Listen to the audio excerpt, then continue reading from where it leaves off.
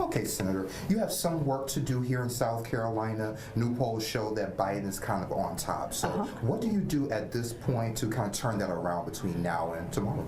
So look, this is about reaching out to people all across South Carolina, about people all across this country. I'm not a lifelong politician. I'm a lifelong teacher, and I first got into politics, gosh, less than 10 years ago. But I got into it because I've spent a lifetime fighting for hardworking families. I've spent a lifetime of watching families just get the short end of the stick over and over and over.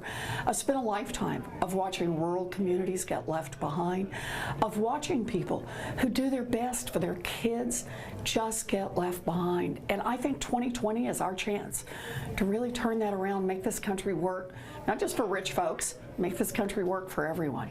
Yeah, if you could focus your energy on only one topic, what would it be? Oh, there are so many.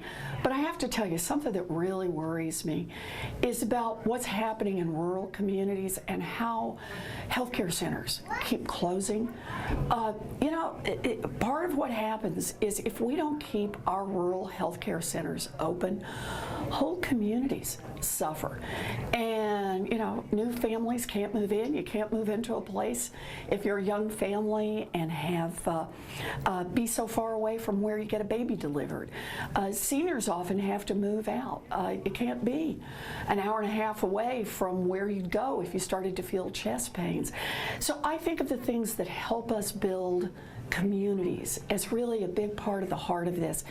The investment in our hospitals and our healthcare centers, the investments in our public schools. A big part of what I want to do is make a big federal investment so that all of our schools are excellent schools. Quadruple the funding for Title I schools. And I'll tell you another part of this. I was a special education teacher, so part of it for me is making sure we fund IDEA so children with disabilities get their full educational opportunities. All of my plans are fully paid for. They don't raise taxes on middle-class families, on working families.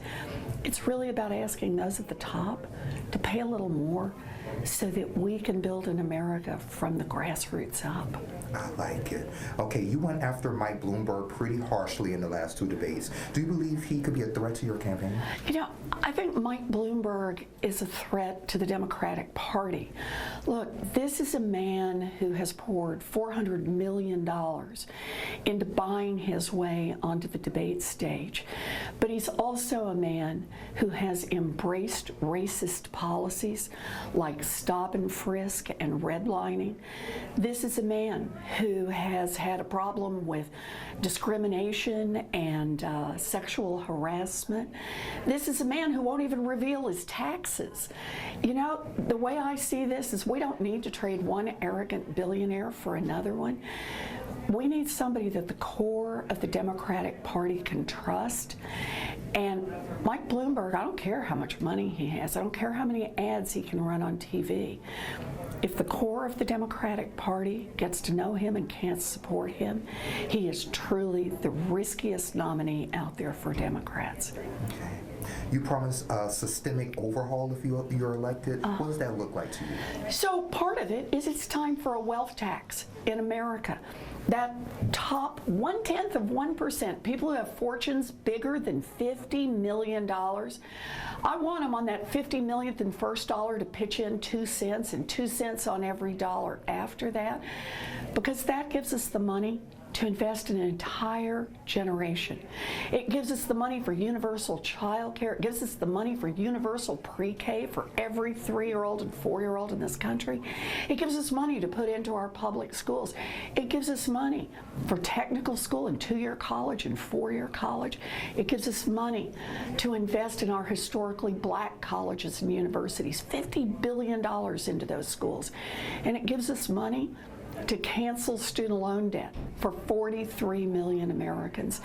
I look at it this way. As a country, we can say that top little tiny bit at the top, 1/10 of 1%, they can hang on to their money. Right now, they're growing it at, 6%, 8%, 10% a year.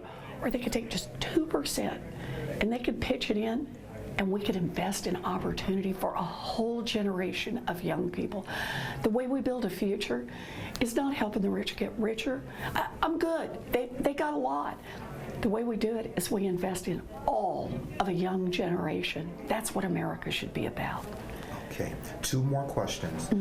Questions remain about how, if you are chosen as the Democratic nominee, how will you fare against Trump in the general election? What do you say to those critics? Oh, listen, I think I'm going to beat Donald Trump in a general election. You know, one thing you just have to address head on is people worry about, can a woman win? And I just want to say the world has changed since 2016. We've learned that women running for office are actually outperforming men who are running for office now. In 2018, we took back the House of Representatives because of a lot of women who got out there and ran for office, and a lot of women and friends of women who showed up to help them. But I also look at this as a moral question for America. Back in 1960, folks across this country said we can't have a Catholic because nobody will vote for a Catholic. Catholic can't win. And you know, our party, the Democrats, nominated John Fitzgerald Kennedy, and he went on to win that election. In 2008, I listened as people across this country said an African-American man cannot be elected president. But our party said we're better than that. And we nominated Barack Obama, and by golly, he won that election. 2020, that's our time to say we are better than saying a woman can't be president. We are a better party than that. We have a woman nominee. I will go on to win this election. I am a fighter. Oh, got time for one more. Okay. Those people who may be on the fence about voting tomorrow, what would you say to them to get them out to the polls?